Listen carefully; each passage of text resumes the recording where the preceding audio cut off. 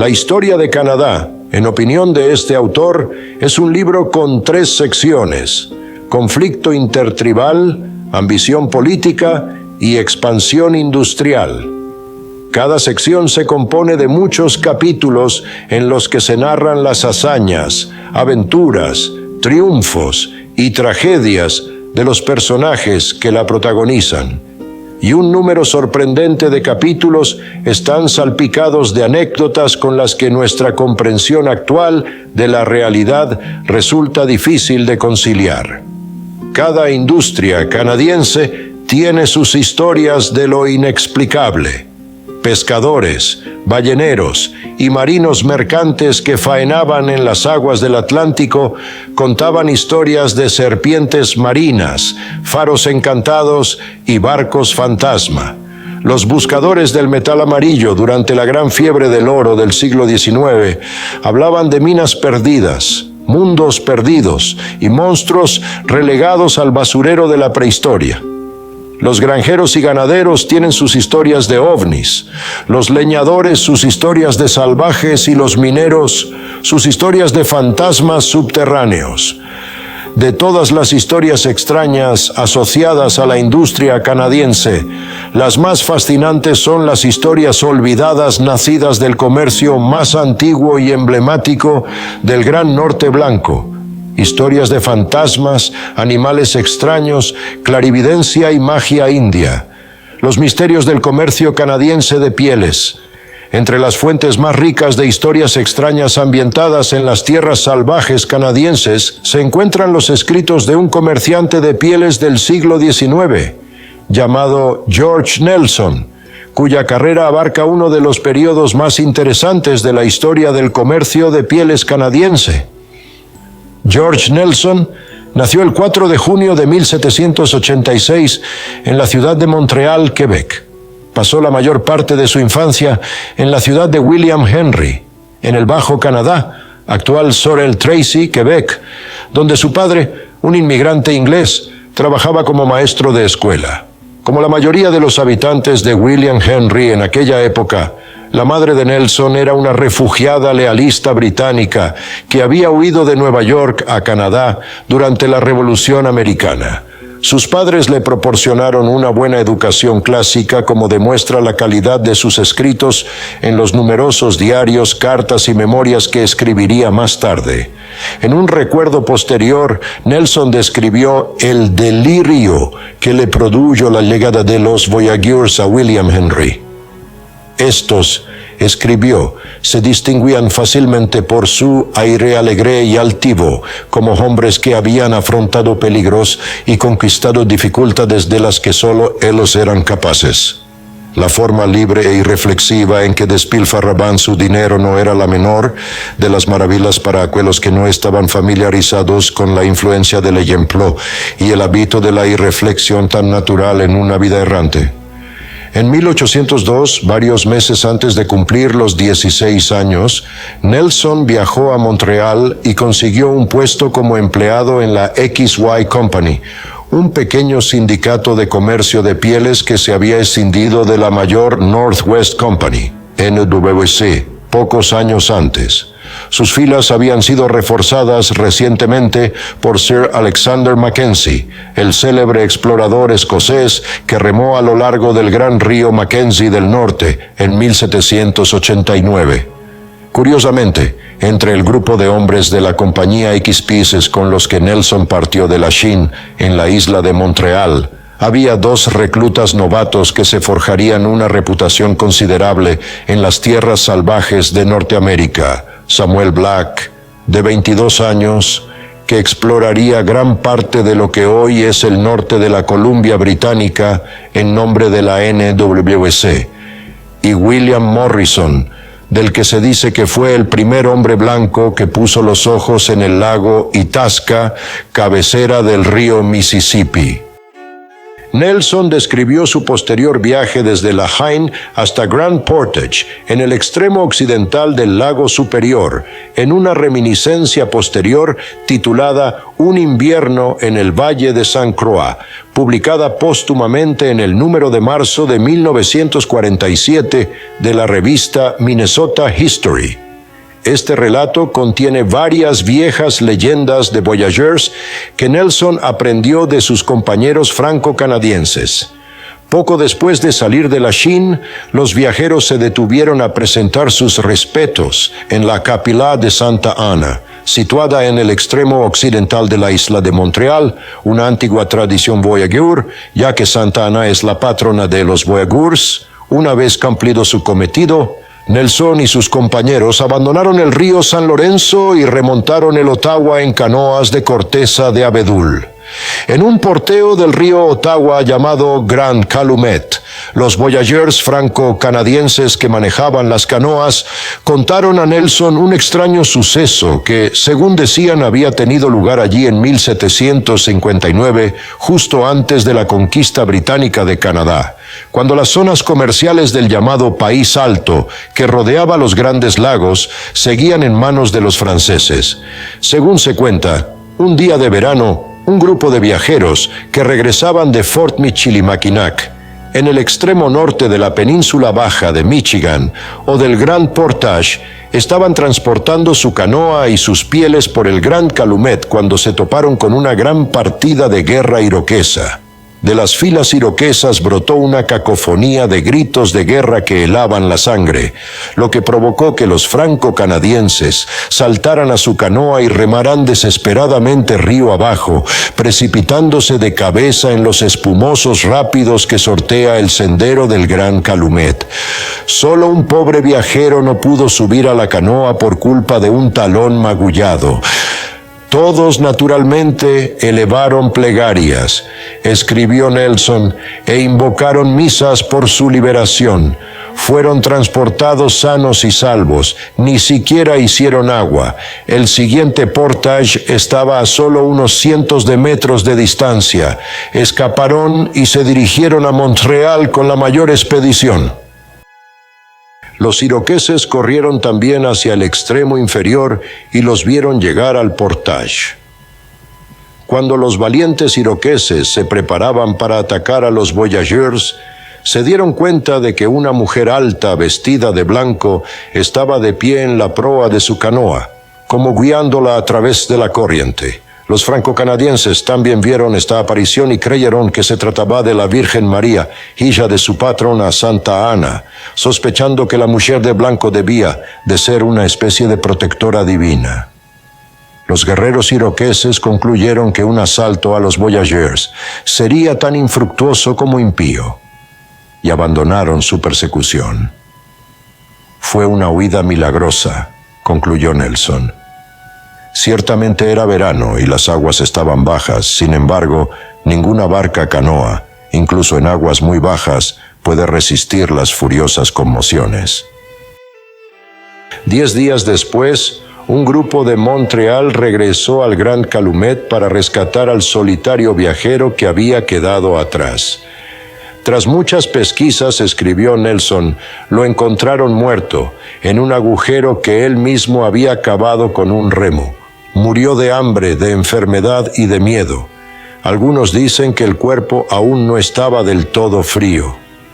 Algunos de los que han comentado el relato de Nelson han sugerido que se trata de una versión anacrónica de un suceso semilegendario que se dice que ocurrió realmente en el Gran Calumet en 1709.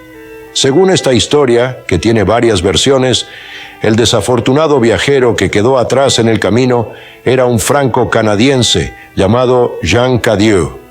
La leyenda cuenta que Cadieux se quedó heroicamente en tierra con un amigo algonquino para distraer a los guerreros iroqueses de su mujer e hijos que habían viajado con los viajeros. Él y su compañero empezaron a disparar sus mosquetes contra los iroqueses desde su escondite entre los árboles, iniciando un largo y agotador tiroteo. el franco-canadiense resultó herido de muerte en esta escaramuza ahí con las pocas fuerzas que le quedaban. Se cavó una tumba cristiana con una cruz de madera en la que se tumbó para morir. Cuando sus compañeros recuperaron su cuerpo, lo encontraron agarrado a una hoja de corteza de abedul en la que había escrito un poema con su propia sangre. Este verso, llamado El Lamento de Cadieux, fue musicado más tarde y se convirtió en una de las canciones más populares de los viajeros del Alto País. Nelson y sus compañeros siguieron remontando el Ottawa y el Mattawa. En ese curso de agua más estrecho, los voyageurs contaron a Nelson otra extraña historia sobre un comerciante de pieles llamado Monsieur Laframboise, que comerciaba en Fort Michilimackinac. Una primavera, en su viaje de regreso a Montreal, Laframboise desembarcó a orillas del río Mattawa y sin previo aviso ni causa aparente huyó hacia el bosque. Asustados y confusos, sus voyageurs le siguieron hasta el bosque e intentaron persuadirle para que regresara a las canoas. Permitió que se acercaran tanto que casi le tocaron, escribió Nelson, e inmediatamente huyó como un ciervo hacia el bosque. Los voyageurs persiguieron a Laframboise de esta manera durante algún tiempo, pero finalmente le perdieron la pista en lo más profundo de los bosques de Mattawa. Con gran renuencia admitieron que tendrían que dejar atrás a su amigo si esperaban transportar sus pieles a Montreal. Sabiendo que otras partidas de canoeros les seguían, regresaron al río. Clavaron un palo largo en la orilla, al que ataron una carta en la que describían el extraño y trágico suceso. Rezaron una oración por la seguridad y la salvación de Laframboise y continuaron río abajo. Al día siguiente, los viajeros acamparon en otro lugar. Para su asombro, encontraron a Laframboise caminando tranquilamente por el terreno. Increíblemente, el comerciante de pieles parecía haberse adelantado a pie a sus compañeros de canoa hasta el lugar. Cuando se percató de la llegada del viajero, Laframboise entró en pánico y se escabulló hacia el bosque. Le siguieron, pero fue en vano, escribió Nelson. Por la tarde volvieron a verle, en otro lugar y muy lejos. Mostró la misma alarma. Se esforzaron de nuevo, pero fue en vano. Inmediatamente concluyeron que, por supuesto, debía haber algo sobrenatural en él, pues era totalmente imposible que un ser humano, por sus propios esfuerzos o poderes, pudiera viajar distancias tan inmensas tan rápidamente, sin ayuda. Llegaron a la conclusión de que debía ser el espíritu maligno quien así lo transportaba. Nelson y los voyageurs continuaron por el camino del agua hasta el lago Nipissing y los Grandes Lagos. En el río French, que desagua el Nipissing en la bahía georgiana del lago Huron, llegaron a un hermoso paraje que los voyageurs llamaron l'Enfant Perdu o el Niño Perdido. Los indios lo llamaban el niño que llora, escribió Nelson, por los gritos de un niño que se oían en el suelo. Tras mucho buscar, decidieron excavar en la tierra. La excavación es todavía claramente visible, de varios cientos de pies de largo, y a medida que se acercaban a la colina es muy profunda. Se rindieron desesperados. Después de cavar muchos días y oír los gritos de un niño en apuros, cesaron de cansancio y me atrevería a decir que también de miedo. Tuvieron que abandonar el lugar porque los gritos continuaban, y a veces tan cerca de la superficie que creían verla. Esta leyenda evoca una historia similar, a veces también conocida como l'Enfant Perdu, sobre un niño nativo que cayó en una fisura de la roca en la cabecera de un sendero de porteo en el canal de Pinawa, a más de 750 millas al noroeste del río Francés. Años más tarde, Nelson mencionó brevemente esta otra historia en su diario. La compañía continuó más allá de Saint-Estens-Marie y a través del lago superior hasta el Grand Portage, donde sus miembros se dividieron y se dirigieron a sus respectivos destinos. El primer puesto de Nelson estaba en un lugar llamado Yellow Lake, en los bosques al sur del lago Superior, en el corazón de lo que hoy es el estado norteamericano de Wisconsin. Aunque la región situada al sur de los Cuatro Grandes Lagos, conocida entonces como el Territorio del Noroeste, pertenecía oficialmente a Estados Unidos en aquella época, los comerciantes de pieles canadienses seguían ejerciendo allí su comercio con el beneplácito de la corona británica, que esperaba que ese comercio obstaculizara la expansión estadounidense hacia el oeste. El primer año de Nelson en el comercio de pieles fue una prueba de fuego.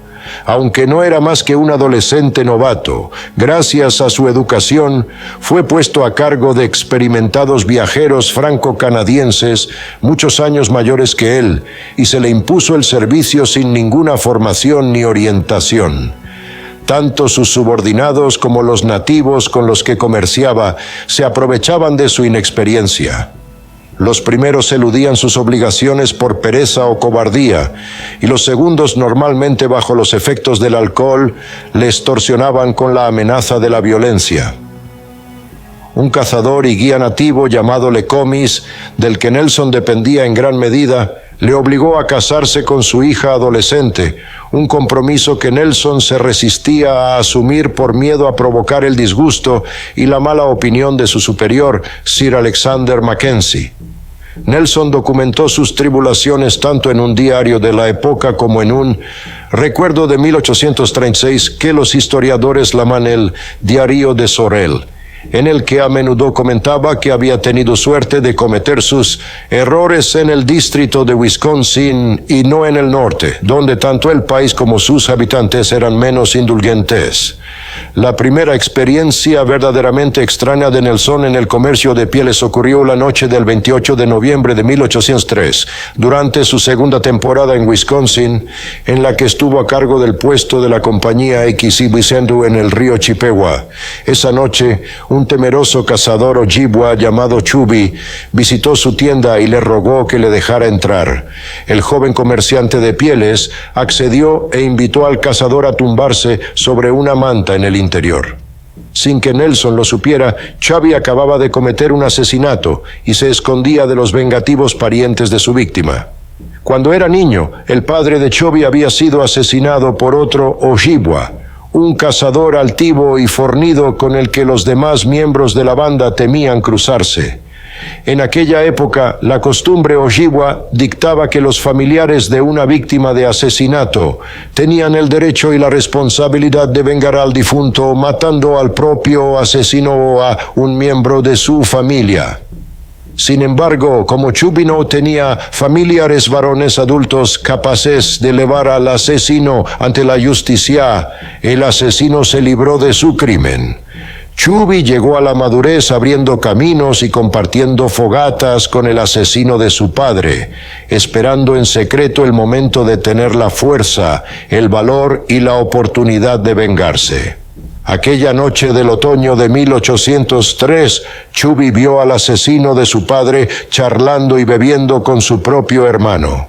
Decidió que había llegado el momento de aplicar la justicia india, se acercó al anciano y le asestó 3 puñaladas en el pecho con su cuchillo de caza.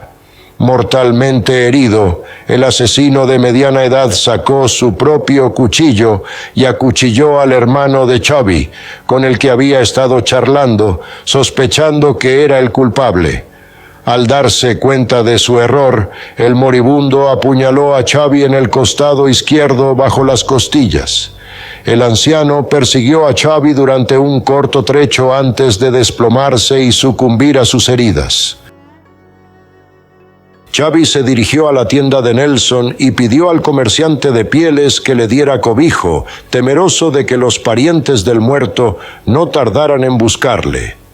Sin saber nada de las heridas del hombre ni de la naturaleza de su hazaña, Nelson accedió. Hacia medianoche, 2 amigos preocupados llegaron a la tienda del comerciante de pieles y pidieron ver la herida de Chubby. Nelson describió el incidente que siguió tanto en su diario de 1803 como en una reminiscencia de 1836 que los historiadores llaman el Diario de Sorel. Ante la insistencia de sus amigos, Chubby se levantó de la manta y se apoyó en el codo, dejando al descubierto un oscuro charco de sangre. mientras yacía sobre su costado izquierdo, escribió Nelson, un trozo de su hígado o algo de su interior que parecía tener varias venas pequeñas, colgaba de unos 5 centímetros de largo a través de su costado. Nelson describió el órgano como plano y puntiagudo, y escribió que se parecía al vaso de un cerdo, tanto en tamaño como en forma. Para horror y asombro de Nelson, los indios cortaron el órgano lo más cerca que pudieron del cuerpo del herido, dejando que el resto se deslizara hacia la cavidad abierta. Voy a relatar la secuela, continuó Nelson, aunque soy consciente de que nadie me creerá. Le dieron el trozo y se lo hicieron comer. Tim se lo tragó casi tan fácilmente como yo me tragaría un trozo de pastel de azúcar. Sorprendentemente, Chubby sobrevivió a esta inquietante operación y se recuperó completamente. El invierno de 1803-04 fue especialmente desagradable para los hombres de la compañía XIC, que se vieron obligados a abandonar su puesto comercial y viajar entre sus patrones Ojibwa para evitar las depredaciones de los vecinos Sioux Dakota, con los que los Ojibwa estaban en guerra. Espoleados por la desesperación, los nativos con los que viajó Nelson recurrieron a la prestidigitación para resolver sus problemas, participando en un misterioso ritual nigromántico, durante el cual pretendían comunicarse con asistentes personales sobrenaturales, a los que Nelson llamaba familiares. La primera experiencia de Nelson con este antiguo rito Ojibwa tuvo lugar en diciembre de 1803, mientras él y sus hombres acampaban frente a la cabaña de un viajero retirado llamado Brunet. Escaso de mercancías, Nelson ordenó a 2 de sus Voyageurs que regresaran a su puesto abandonado y recuperaran un barril de ron del almacén.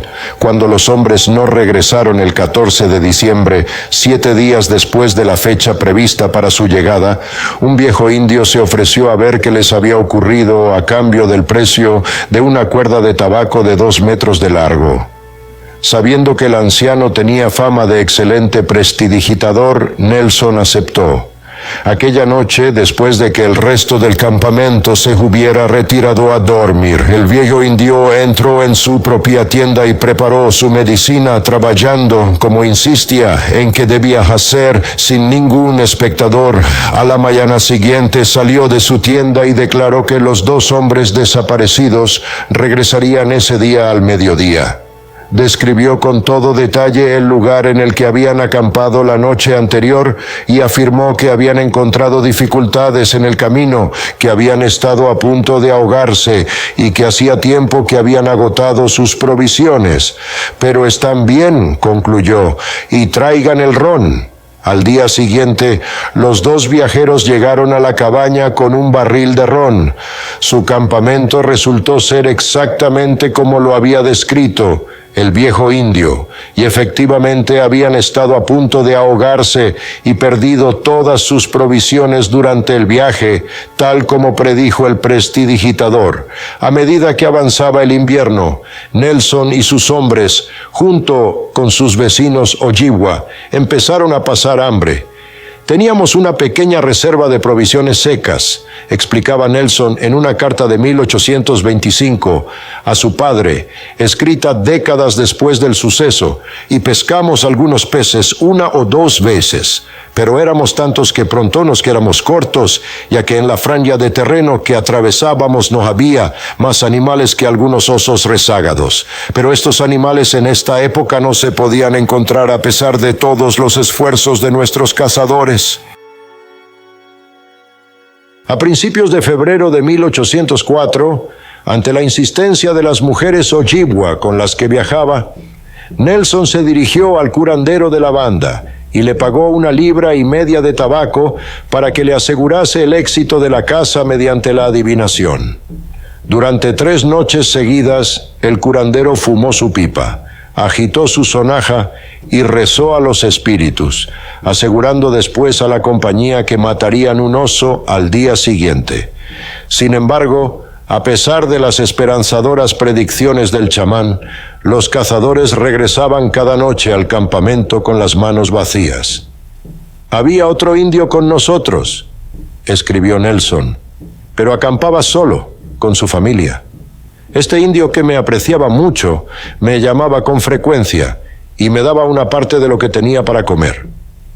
Una noche, este nativo, al que Nelson, en otra reminiscencia, identificó como el ya mencionado Chubby, le dijo a Nelson que le gustaría probar suerte con los prestidigitadores, pero que temía haber contaminado su persona, haciéndose indigno de la destreza que tal trabajo requiere, al haber matado a otro indio ese mismo otoño.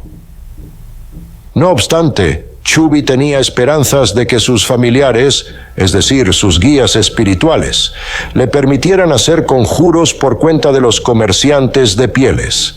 Aquella noche, Chubby se dispuso a preparar su medicina. Tenía un tambor inmenso y grande, escribió Nelson, tan grande como los de los militares, y muy estirado. Con él golpeaba el tiempo, pero muy fuerte, para acompasarlo con sus cantos, que eran tan fuertes como podía berrear. Durante toda la noche, el nativo alternó entre tocar su tambor, agitar su sonaja, rezar y fumar.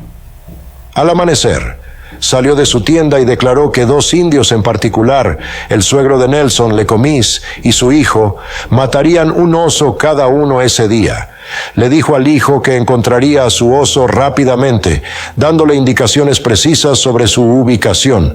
Profetizó que Comis, en cambio, pasaría muy cerca de su oso, pero no lo vería. Cuando se sintiera desesperado, Comis volvería sobre sus pasos y encontraría a su oso en el hueco de un árbol caído. El prestidigitador afirmó que él también conseguiría un oso, pero que lo haría con mucha dificultad. No necesito decirles cómo nos reímos del pobre diablo. Nelson escribió: pero por la noche encontramos todo lo que predijo, perfectamente verificado. Esto les aseguro que es un hecho, y lo mantendré a pesar de todo lo que los escépticos, disculpen el término, o los que no están familiarizados, o solo superficialmente, con esta gente puedan decir, y también estoy seguro de que él no tenía conocimiento previo de que ellos estaban allí, porque había mucha nieve y no había otras huellas que las de estos 2 cazadores humanos. En una reminiscencia posterior, en la que se explayó sobre esta historia, Nelson concluyó: esto es tan extraño y tan fuera de lo común que no pediré a nadie que lo crea. Los que no creen en el Evangelio, menos aún creerán en esto. Sin embargo, yo digo que es verdad, crea quien crea. Aquella noche tuvimos un banquete espléndido, pues estaban muy gordos. Años después de su estancia en Wisconsin, en 1811, Nelson escribió una carta a su padre en la que esbozaba algunas de las creencias y costumbres de los Ojibwa con los que vivía y comerciaba. En el primer capítulo de esta etnología describía la leyenda Ojibwa del pájaro del trueno. El pasatiempo general de los indios en sus veladas invernales, escribió Nelson, es contar historias que no son menos variadas y curiosas que supersticiosas. Te contarán historias del trueno, que ellos toman por pájaros de un tamaño enorme y de la forma y figura más horribles. Algunos de ellos hacen que estos pájaros residan ocasionalmente en el agua, donde causan terribles estragos con cualquier ser humano que se les oponga. A finales de junio de 1804, Nelson y sus hombres viajaron desde Wisconsin hasta Grand Portage, en la orilla occidental del lago Superior, donde se encontraba el cuartel general de la compañía X-Ito, con su cargamento de pieles de la temporada. Cuando llegaron, ya había llegado el rumor al superior de Nelson, Sir Alexander Mackenzie, o el caballero, como Nelson y los voyageurs solían llamarle, de que Nelson había tomado una esposa nativa, práctica que desaprobaba totalmente. En su diario, Nelson describió como Mackenzie, que le había tratado con amabilidad paternal antes de su destino en Wisconsin. Ahora le hablaba muy poco y rara vez le hacía caso, cosa que lamentaba mucho. Nelson permaneció en Grand Portage durante 3 semanas, a la espera de nuevas órdenes.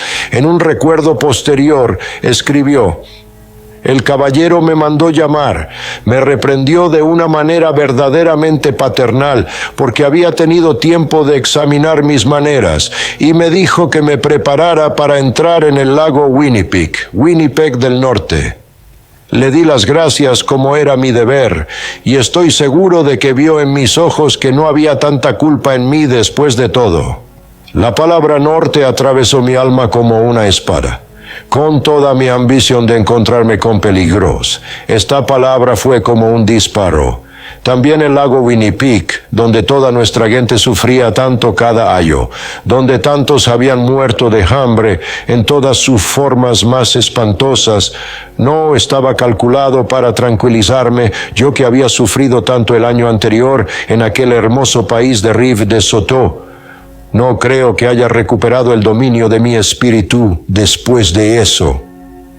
Dejando a su esposa Ojibwa al cuidado de otro hombre, Nelson y su nueva tripulación viajaron 360 millas, 580 kilómetros, hacia el noroeste hasta un puesto en el Rivière aux Morts, o Río de los Muertos, ahora llamado Netley Creek, un afluente del Río Rojo que entra en este último justo río arriba de su desembocadura en el extremo sur del lago Winnipeg. En el Sorel Journal, Nelson explicaba que ese curso de agua debía su macabro nombre a una masacre que tuvo lugar allí a mediados del siglo XVIII, en la que una numerosa partida de guerra Sioux masacró a una banda de indios Saulteaux. Aunque su primera temporada en el sur de Manitoba no le proporcionó demasiadas historias de fantasmas, algo que cabría esperar de la Rivière aux Morts, sí le proporcionó varias anécdotas pintorescas. En el Sorel Journal, por ejemplo, Nelson describió un incidente en el que una tripulación rival de Voyageurs de la Northwest Company se atiborró de setas silvestres que pronto resultaron ser de la variedad alucinógena.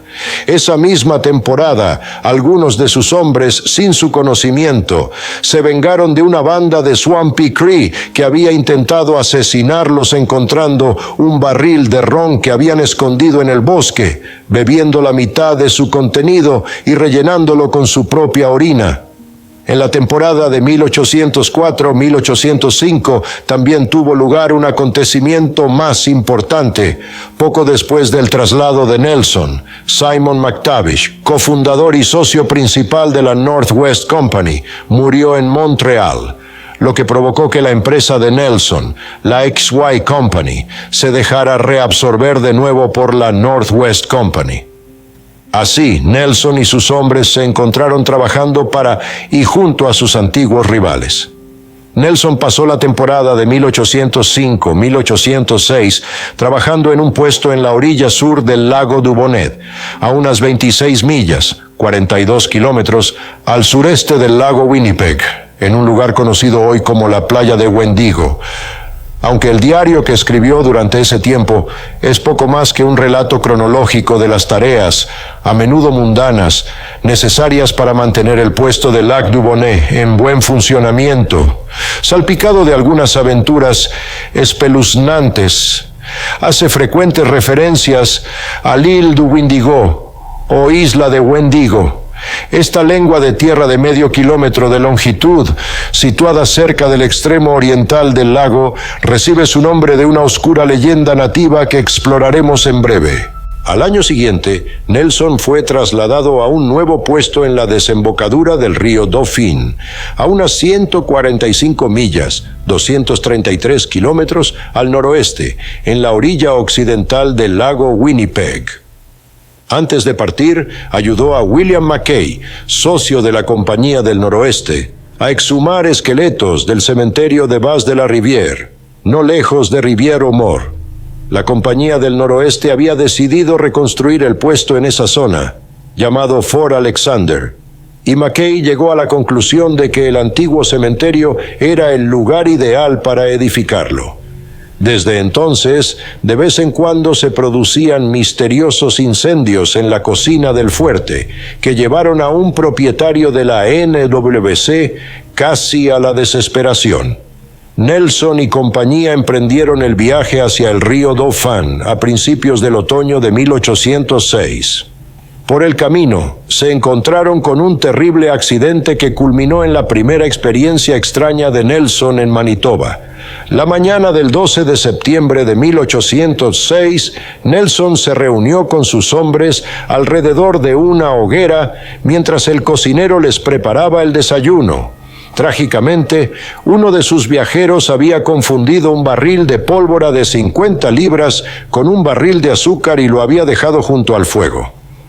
Una chispa de la pipa de su intérprete, François Richard, hizo estallar el barril de pólvora, generando una tremenda explosión que arrojó a Richard a 4,5 metros de altura sobre un matorral de sauces. El propio Nelson sufrió graves quemaduras y tuvo que ser ayudado a quitarse la ropa. En un recuerdo posterior en el que describía el accidente, Nelson escribió: «Mientras los hombres seguían ocupados en despojarme de los restos de jirones de ropa que me colgaban, en lo que necesariamente fueron muy lentos para causarme el menor dolor posible al estar tan lacerado y excoriado, volví la cabeza hacia la tienda del señor Cameron, donde oí llantos, gritos, lamentos, etc. Vi, oh Dios, un negro alto, brillante como un negro, una gran cabeza crespa, ojos inyectados en sangre, un espeso humo amarillo saliendo de sus fosas nasales y boca, y su lengua roja como el fuego. Dios mío, ten piedad de mí. Este es sin duda el diablo que viene a por mí por mis numerosos pecados». En realidad, la espantosa aparición era el pobre François Richard, que había sobrevivido a la explosión. La pólvora había incinerado la mayor parte de su ropa y le había asado de pies a cabeza. Nelson y Richard fueron curados tanto por los Voyageurs como por varios Cree locales que llegaron al lugar tras oír la explosión. Sus quemaduras fueron tratadas con un ungüento de pino alerce y un líquido caliente que Nelson llamó té del pantano, y fueron cubiertas con yeso. Siguiendo el consejo de los nativos, Nelson se obligó a vomitar para purgarse del azufre que había tragado e inhalado. A finales de octubre, Nelson estaba casi totalmente recuperado de sus quemaduras. Richard, sin embargo, desarrolló úlceras negras infectadas sobre los riñones y entró en un pronunciado declive. «El día 26 fue muy tormentoso», escribió Nelson, «y la noche fue inusualmente lúgubre. Hacia las 8 de la noche oímos un grito extraño, muy fuerte y estridente, que se repitió de nuevo. Algunos pensaron que era el grito de un somorgujo, aunque hacía tiempo que habían regresado al sur, otros que era un oso, otros que era un búho. Algunas mujeres dijeron que era una de las deidades del agua. «¿Qué es todo esto?», dijo el pobre anciano. «Es mi padre, que me ha enviado para advertirme que me prepare, pues he de morir». A la mañana siguiente, hacia las 8, expiró en medio de una gran agonía. Que Dios Todopoderoso reciba su alma en gracia, misericordia y paz. George Nelson pasó 9 años trabajando en varios puestos de la orilla occidental del lago Winnipeg, casándose con una Saulteaux Ojibwa y aprendiendo mucho sobre los nativos Saulteaux y Cree con los que hacía negocios.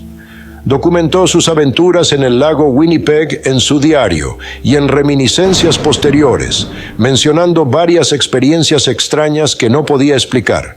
El 25 de enero de 1809, por ejemplo, mientras trabajaban en el puesto del río Dauphin, Nelson y un voyageur llamado Etienne Chabonneau oyeron un gran ruido en el lago parecido a un extraordinario trueno. Más tarde esa noche, él y sus hombres observaron que 2 cuerpos celestes, que él identificó como la estrella de la tarde, es decir, el planeta Venus, y una estrella adyacente, no solo parecían ser 2 veces más grandes y brillantes de lo habitual, sino que también parecían rebotar el uno hacia el otro y el otro entre sí, como para excitar un grado poco común de curiosidad en todos los que lo contemplaban. Nelson supo más tarde que esa misma noche, un cazador cree acampado en la orilla norte del lago se despertó por la noche para alimentar su hoguera y observó que la luna estaba muy alta en el cielo.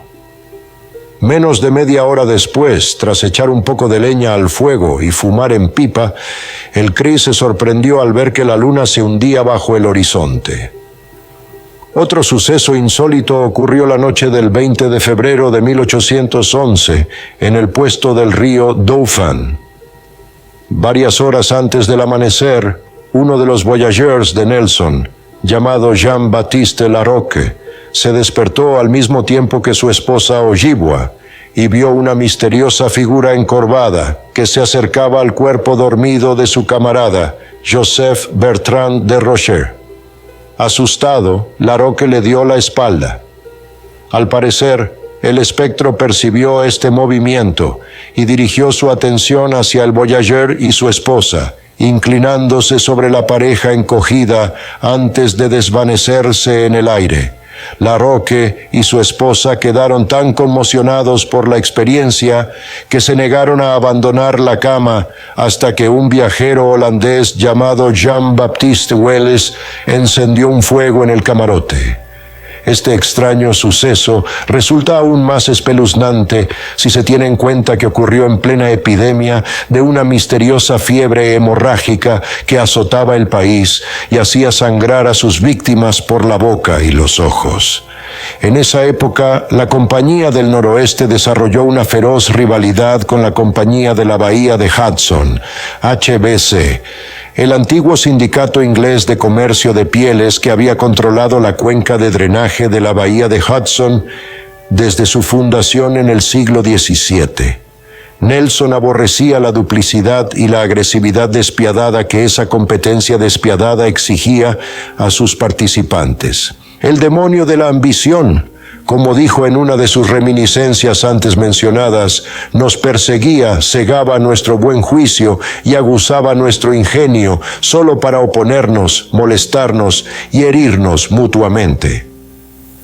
Tras una breve temporada en un pequeño puesto comercial al norte del lago Superior, Nelson abandonó la industria en 1816, llevándose consigo a su esposa nativa y a sus 4 hijas a su pueblo natal, William Henry.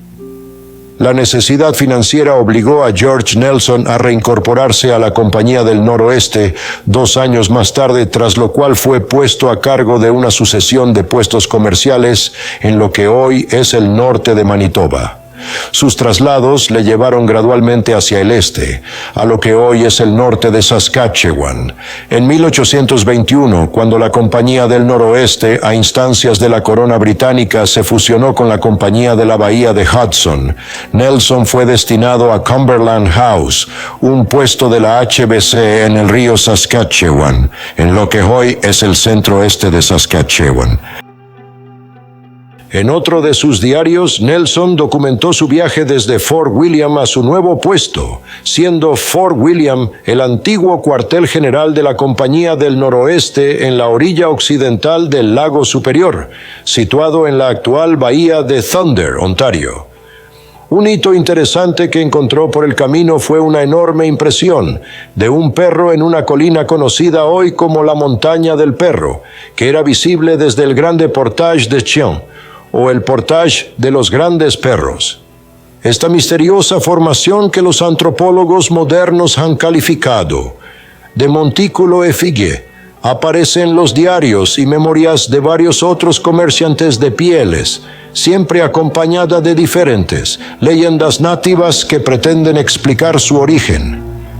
Según la versión que Nelson aprendió de un empleado mestiz, la depresión es el lugar de descanso final de un perro gigantesco que los Sioux mataron y enterraron hace siglos. El lugar aún es visible, escribió Nelson el 25 de julio de 1822, pero supera con creces el tamaño de cualquier animal que haya visto.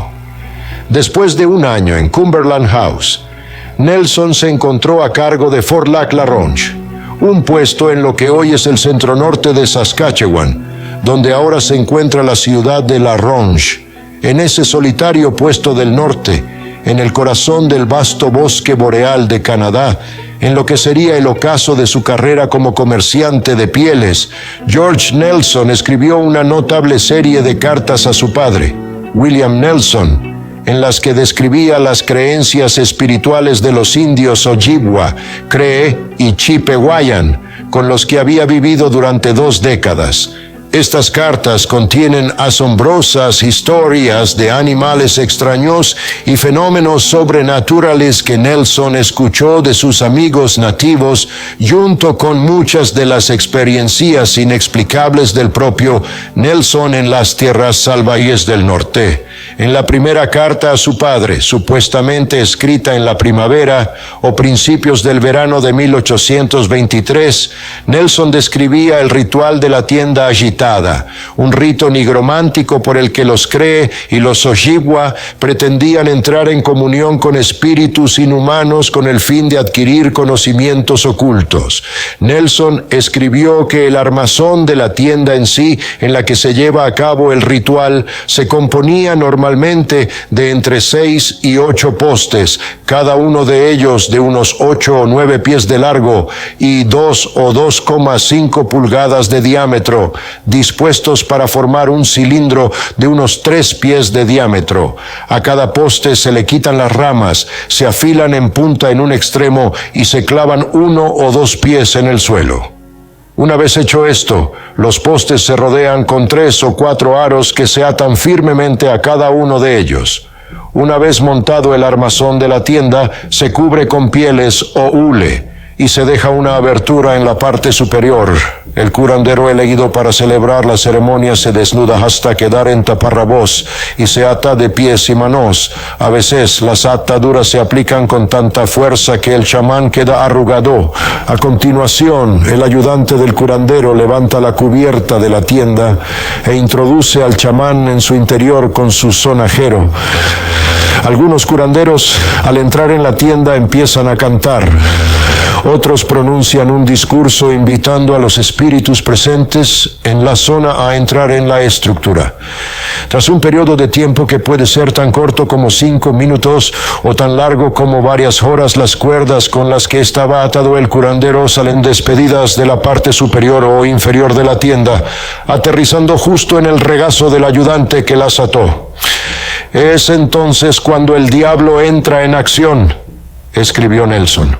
Una sucesión de espíritus entran volando en la tienda, como demuestra el crujido de la tela en la abertura superior de la tienda o el temblor del sonajero del curandero.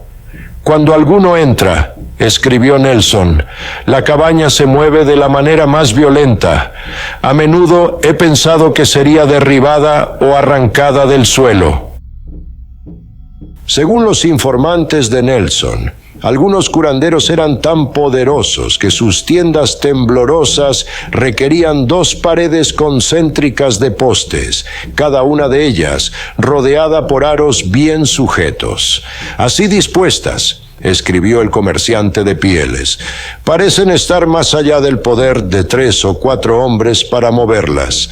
Pero cuando entran los espíritus se ponen en marcha, con un movimiento igual al de un solo poste, clavado indistintamente en el suelo y movido violentamente por un hombre. Nunca he visto ninguno de estos dobles, pero 2 o 3 veces vi a los otros, mientras el prestidigitador estaba dentro. Algún tiempo después, cuando estaban fuera, los sacudí con ambas manos y con todas mis fuerzas, pero el movimiento no se parecía en nada al de los conjuradores. Nelson procedió a describir las diversas entidades espirituales que supuestamente entraban en la tienda. El primero que entra suele ser la tortuga, un tipo alegre y jovial que después de desencantar a su votante charla y bromea con los que están fuera y pide una pipa para fumar. El trueno también viene con frecuencia, pero se le pide que se quede fuera porque lo rompería todo. Se cuenta que una vez entró y partió en 2 a uno de los polacos. La ardilla voladora también entra. No es mentiroso, pero hay que tomar todo lo que dice. Al contrario, su naturaleza es tal que no se atreve a decir la verdad, sino de esta manera ambigua. De lo contrario, el prestidigitador moriría pronto después. No sé si la mofeta viene alguna vez, pero el obesnó sí, y se le conoce inmediatamente por su hedor, que provoca no poca algarabía a su costa en el exterior. El somorgujo también entra. Se le conoce por su grito habitual, ni wea wey wey. Quiero tener una esposa, encree, repetido comúnmente 3 veces como hace cuando está en el agua. Nelson pasó a describir a otro visitante fantasmal llamado Cuello Fuerte, al que comparó con el mítico héroe griego Hércules por su tremenda fuerza. No parece aficionado a las bromas, escribió Nelson, y cuando los otros espíritus anuncian su llegada, todos los que están fuera deben cubrirse la cabeza y no levantar la vista, porque parece que no puede venir invisible como los otros, o no quiere, pero aún así no elige ser visto. Otros espíritus que entran en la Shaking Tent son las almas de antiguos indios, el sol que habla inglés, el paique que habla francés, el toro búfalo que habla una misteriosa lengua extranjera, el oso que hace un ruido del demonio, la serpiente que se supone que es Satán, y una figura embaucadora a la que los Cree llamaban Wisukayak. Quienes asisten al ritual de la tienda agitada pueden hacer preguntas a los espíritus sobre acontecimientos lejanos o futuros. Las respuestas de los espíritus suelen ser incomprensibles para los asistentes, por lo que es necesaria la traducción del curandero. Al final de la ceremonia, Wisukayak ordena a los demás espíritus que regresen a sus hogares, tras lo cual la tienda se sacude por última vez y los espíritus se marchan por su abertura superior. Durante su estancia en la Ronge, uno de los clientes nativos de Nelson le informó de que unos años antes de su llegada, un comerciante de pieles de la Compañía del Noroeste, cuyo nombre Nelson omitió, pagó a un curandero local para que le hiciera un conjuro con la esperanza de averiguar qué le había ocurrido a un grupo que no había llegado a tiempo. Antes de que comenzara la ceremonia, el chamán intercambió algunas palabras acaloradas con un niño metiz local que expresó su escepticismo respecto a la eficacia de la ceremonia de la tienda agitada.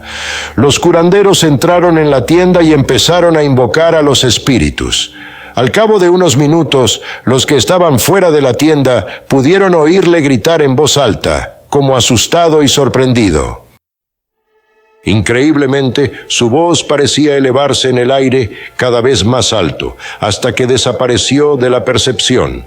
Cuando todo quedó en silencio, uno de los espectadores nativos instó al niño Metis a entrar en la tienda para satisfacer su escepticismo. El chico hizo lo que se le pedía y se metió bajo la cubierta. Para su asombro, el curandero no estaba por ninguna parte. El chico se levantó buscando a tientas en la oscuridad cualquier señal del chamán desaparecido. De repente, un feroz viento ciclónico se abatió sobre él, y por todas partes aparecieron pequeñas luces como estrellas. El chico salió corriendo de la tienda, aterrorizado, cuando un débil grito sonó desde el cielo. El grito se hizo cada vez más fuerte, como si descendiera a la tierra, y pronto pudo oírse la voz del curandero dentro de la tienda. El chamán salió de la estructura e informó a los asombrados espectadores de que 4 espíritus le habían llevado por el bosque hasta el campamento de los hombres, cuya tardanza le había pedido que explicara el caballero del NWC. Predijo correctamente que los viajeros llegarían al fuerte al día siguiente. En el verano de 1823, Nelson presenció en Lac La Ronge una extraordinaria ceremonia de la tienda sacudida dirigida por un antiguo curandero. Al comienzo del ritual, el chamán fue atado con tanta fuerza que la sangre brotó dolorosamente en la punta de sus dedos. Antes de que ninguno de los espectadores pudiera situarlo dentro de la estructura, se deslizó por el suelo y entró en la tienda como arrastrado por una fuerza invisible. Esta acción fue acompañada de un ruido sobrenatural que Nelson no pudo describir. No más de 1 minuto y medio después, las cuerdas con las que había sido atado el curandero, de las que no parecía haberse desatado ni un solo nudo, salieron volando por la parte superior. Nelson se quedó mudo de asombro. Al poco rato, varios espíritus entraron en la tienda y empezaron a hablar. Aunque el chamán sufría una infección pulmonar que reducía su voz a un ronquido tranquilo, algunas de las voces que salían de la tienda eran fuertes y claras. «Hacia medianoche», escribió Nelson, «el conjurador se dirigió a mí y me preguntó si deseaba ver a alguno de los espíritus. Acepté la oferta y metí la cabeza debajo. Y estando de espaldas miré hacia arriba y cerca de la cima observé una luz como la de una estrella en una noche nublada, de unas 1,5 pulgadas de largo y 1 de ancho, aunque tenue, pero perfectamente clara.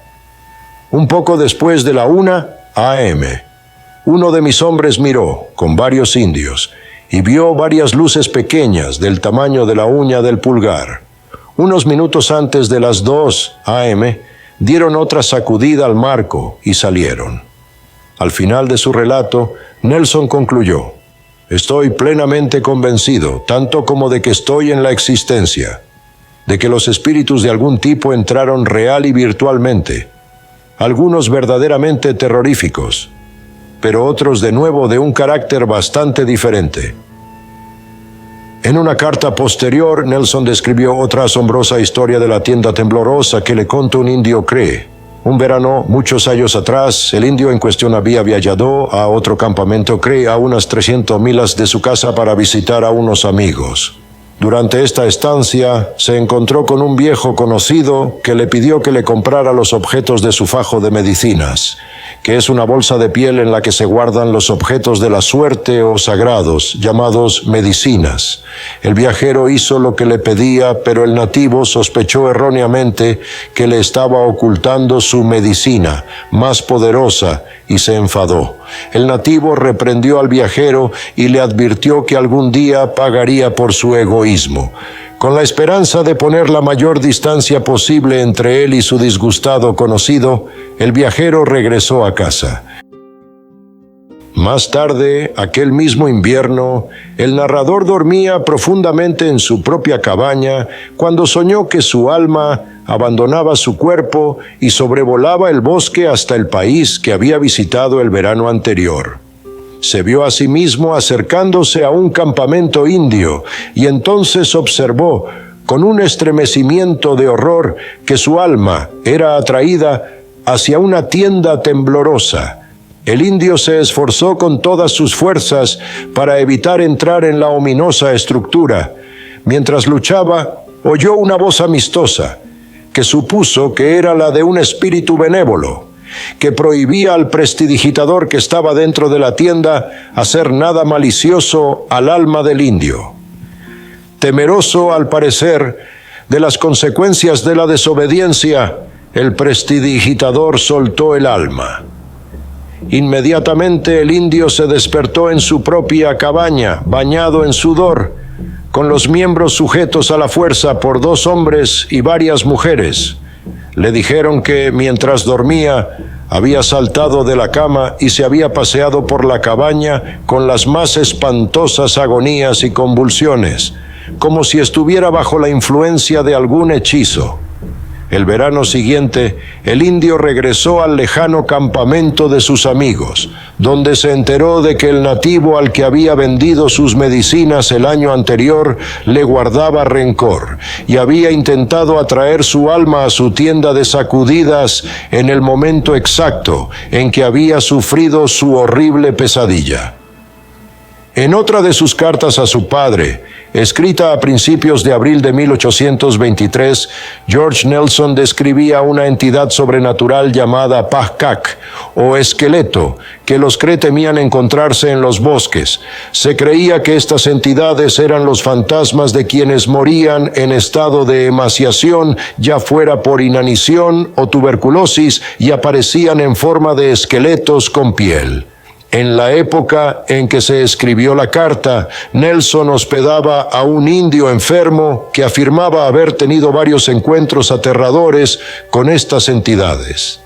El primer incidente, explicó el indio, tuvo lugar una noche de primavera de varios años antes, cuando salió con su canoa al lago La Ronge para cazar alces. Remó hasta una parte poco profunda del lago, ató la embarcación a un matorral de juncos para que no quedara a la deriva y esperó en silencio, con la esperanza de oír el bramido de un alce macho. Mientras esperaba, el nativo distinguió un extraño sonido a lo lejos, justo delante de él. El sonido parecía una voz humana que gritaba, «¡Oye, oye, oye!», en rápida sucesión, con un tono extrañamente frío y monótono. Se le erizaron los pelos de la nuca cuando el ruido se dirigió directamente hacia él, como si flotara en el aire. Aterrorizado, el nativo se agachó en su canoa, sin atreverse a echar un vistazo en dirección a la voz sobrenatural que se acercaba rápidamente. A pesar de esta precaución, el vociferante aéreo voló directamente hacia la canoa y arrojó al indio al lago. Ahogándose y balbuceando, el cazador corrió hacia la orilla, acosado todo el tiempo por el misterioso cantor, que flotaba directamente sobre su cabeza, gritando su metronómico encantamiento. Entonces cogí un poco de hierba seca, le dijo el indio a Nelson. La froté y la machaqué hasta que se ablandó y me la puse debajo de las axilas. Me arrugué en un pequeño montón y me quedé allí hasta que el sol empezó a calentar.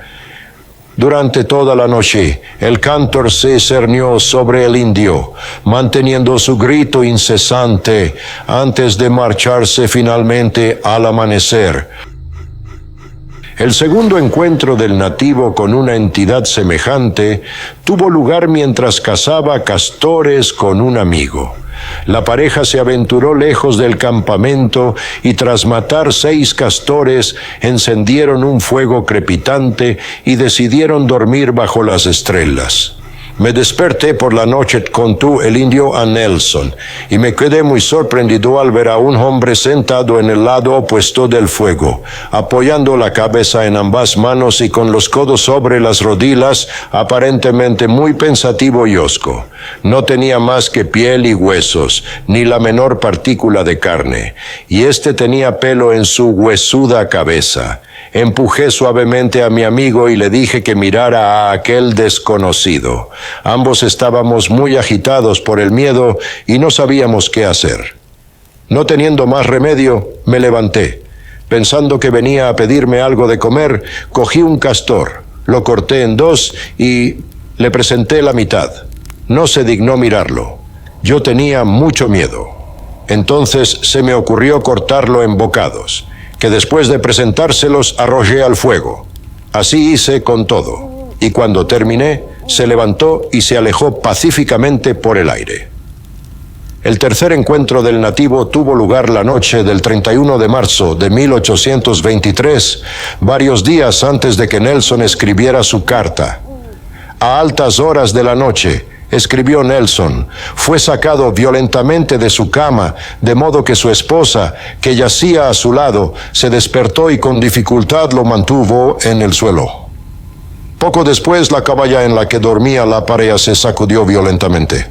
Más adelante en su carta, Nelson describió un elaborado ritual con el que los Cree intentaban protegerse de las vejaciones de estos fantasmas esqueléticos, que incluía fumar tabaco, pronunciar discursos, bailar, hacer conjuros y ofrecer cuencos de grasa a una figura de madera que pretendía representar al espíritu en cuestión.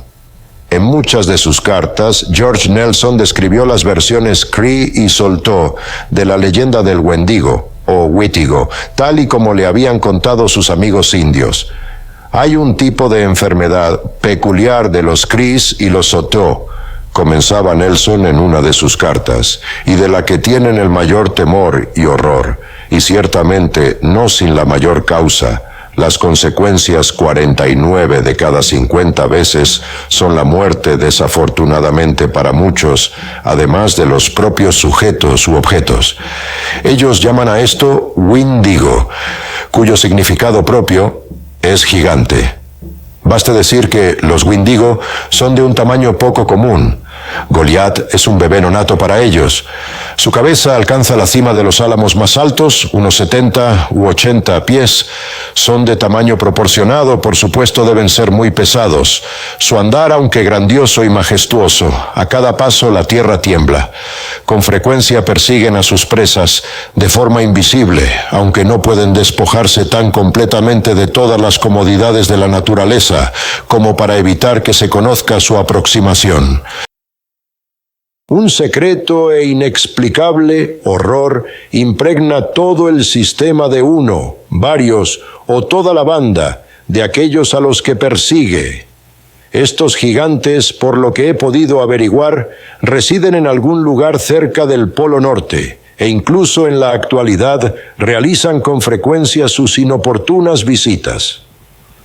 También parece que delegan su poder en los indios ocasionalmente, y esto provoca que el canibalismo proceda de una especie de destemplanza muy parecida a la manía. Nelson pasó a describir cómo, en el bosque boreal, donde los nativos llevan un estilo de vida nómada y subsisten de la caza, los hombres pasan hambre con frecuencia. Por desesperación, algunos indios hambrientos han roto ocasionalmente su tabú cultural más grave y se han alimentado de la carne de los muertos. Creo que aquellos que una vez se han alimentado de sus semejantes, escribió Nelson, sienten después un gran deseo por el mismo alimento y no son tan escrupulosos con los medios para conseguirlo.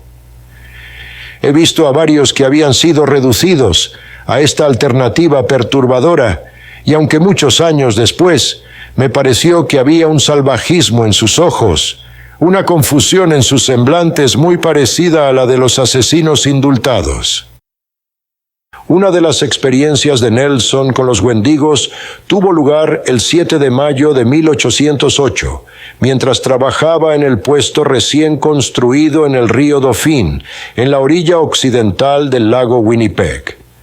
En su diario escribió: «Un alboroto en el campamento indio ha puesto todo patas arriba. Está ocasionado por las mujeres de Old Muffle». Old Muffle era el apodo de Nelson para Mufle d'Oriñal, un destacado cazador local ojibwa, dos de las cuales fueron a recoger chicle, pero al encontrar una gran huella muy poco común en el bosque doblada hacia afuera, la tomaron por el Wendigo. 4 años más tarde, en diciembre de 1812, mientras trabajaba en el río Pigeon, directamente al este, a través del lago Winnipeg, desde el puesto del río Dauphin, Nelson tuvo su primer encuentro con un Wendigo. Una noche, un cazador Cree en un campamento indio no lejos de su puesto comenzó a decirle cosas extrañas a su hija casada, diciéndole que la amaba tanto que podría comerse un pedazo de ella. Cuando oscureció, los dientes del hombre empezaron a castañear y un extraño gemido trémulo salió de sus labios. Se desnudó completamente, salió de la tienda y se acurrucó en un montón de leña que su hija había colocado en el suelo. Su hija y su yerno le insistieron para que volviera a entrar, pero fue en vano. El cazador pasó la noche fuera y se levantó justo antes del amanecer, aparentemente sin haber empeorado. Así hizo todas las noches durante un mes, escribió Nelson, y siempre dormía desnudo, tampoco comía, salvo a veces un poco de carne cruda. Durante el día estaba más sereno, pero su rostro, etcétera, tenía el aspecto de un poseído por el diablo. Finalmente, el cazador se recuperó de su extraña enfermedad mental y vivió en paz en la zona durante muchos años. Nelson continuó relatando varias anécdotas escalofriantes que ilustraban el misterioso ansia de carne humana que a veces adquirían quienes condescendían con el canibalismo. Según una de ellas, a finales de la década de 1810, antes de la llegada de Nelson al país, una mujer india visitó el puesto comercial de Lac La Ronge. Su aspecto era demacrado, salvaje y angustiado, escribió Nelson. Sin embargo, fue llevada a la casa, se le hicieron preguntas como de costumbre, pero las respuestas vagas, indefinidas y contradictorias. Los comerciantes dieron a la mujer buena comida, pero aunque parecía hambrienta, solo fingía comer, deslizando bocados por el cuello de su bata.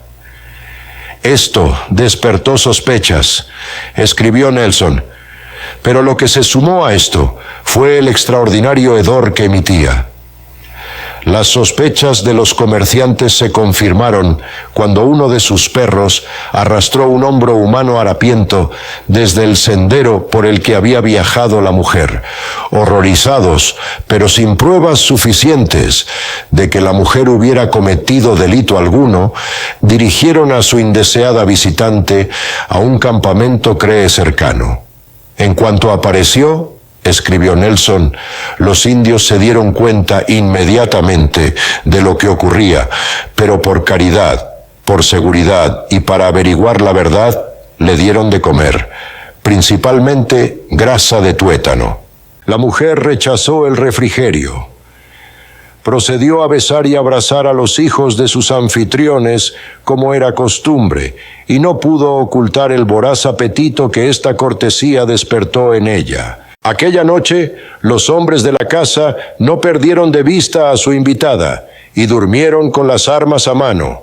Con toda seguridad, la mujer se levantó silenciosamente de sus pieles en plena noche y se acercó sigilosamente a uno de los niños dormidos. Uno de los hombres se dio cuenta y antes de que la mujer pudiera hacerle daño, cogió un tomahawk y se lo clavó en los sesos. Nelson parece dar a entender que, a pesar del sonoro golpe que le propinó el indio, la mujer empezó a atacarle y habría conseguido matarle si sus compañeros no hubieran saltado en su defensa y puesto fin a su existencia. El canibalismo no era la única forma en que la gente se hacía vulnerable a la influencia del Wendigo. Cualquiera que soñara con el lejano norte o con una tierra llena de hielo corría el riesgo de caer bajo el hechizo del añublo. En tales sueños, a menudo se invitaba al soñador a participar en un festín de aves de corral o de algún otro animal salvaje que se había preparado para él. El soñador cauteloso, al examinar las viandas más de cerca, descubría que la presa que se le invitaba a comer era en realidad carne humana. Aquellos que no reconocían la verdadera naturaleza de la comida, después de comer hasta saciarse, eran informados de que estaban condenados a convertirse en caníbales y se les aconsejaba que una señal particular, como niños comiendo nieve dentro de casa, presagiaría su inminente transformación. Hace unos años, un joven indio tuvo uno de estos sueños, escribió Nelson más tarde en la misma carta. Notando que los sueños parecían estar ocurriendo con más frecuencia y con mayor intensidad, el indio imploró a sus amigos que lo mataran si alguna vez percibían la más mínima señal de su transformación en un Wendigo, advirtiéndoles que pronto podría volverse demasiado fuerte para que lo mataran. Había sido un buen cazador y un indio pacífico, escribió Nelson, y por supuesto muy querido por sus amigos. Este asunto les deprimió mucho. No obstante, accediendo a sus deseos, los miembros de la banda desarrollaron un plan para ejecutarle. Un día, toda la banda empaquetó sus pertenencias y trasladó el campamento, como hacían habitualmente los Cree de vez en cuando. Con algún pretexto, el hermano del hombre afligido convenció a éste para que permaneciera con él en el antiguo campamento durante algún tiempo. Finalmente, el hermano declaró que la banda debía de haber terminado de levantar su nuevo campamento y sugirió que los dos se reunieran con ellos. El hermano emprendió el camino a trote, dejando al enfermo detrás de él. Cuando estuvo seguro de que el enfermo ya no podía verle, el hermano se ocultó entre la maleza, cargó y preparó su mosquete y esperó al futuro Wendigo, con la esperanza de tenderle una emboscada en el sendero. Se trataba de un plan preconcebido, escribió Nelson. Los otros hombres, por supuesto, no estaban lejos. El enfermo se acercó de una manera muy lenta y pensativa.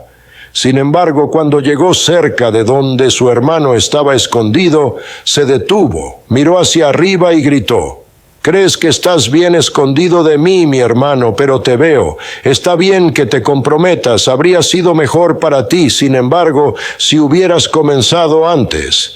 Recordad lo que os he dicho a todos. Es mi corazón, el que es terrible. Y por mucho que dañéis mi cuerpo, si no aniquiláis completamente mi corazón, nada está hecho». El hermano estaba seguro de que el enfermo no podía haberse dado cuenta de su presencia. Tan bien camuflado estaba, y sospechaba que el conocimiento de su presencia era una prueba de que su hermano había adquirido habilidades preternaturales como consecuencia de su aflicción. Convencido de que había llegado el momento, salió de su escondite, levantó su mosquete y disparó al enfermo en el pecho, apuntando al corazón. La bala atravesó su cuerpo y el enfermo cayó de rodillas. Sin embargo, para asombro de su hermano, el enfermo se levantó inmediatamente y continuó por el sendero, riendo mientras caminaba. El hermano observó que de la herida del enfermo no manaba ni una sola gota de sangre, y lo interpretó como un indicio de que su corazón se había convertido en hielo, como se decía que les ocurría a los poseídos por el espíritu del Wendigo. Al oír el ruido del mosquete, los demás cazadores de la banda se apresuraron a acudir al lugar. Al ver al enfermo vivo e ileso, lo despedazaron con sus picos de hielo y tomahawks. De acuerdo con su deseo, escribió Nelson, habían recogido una gran pila de leña seca y lo colocaron sobre ella.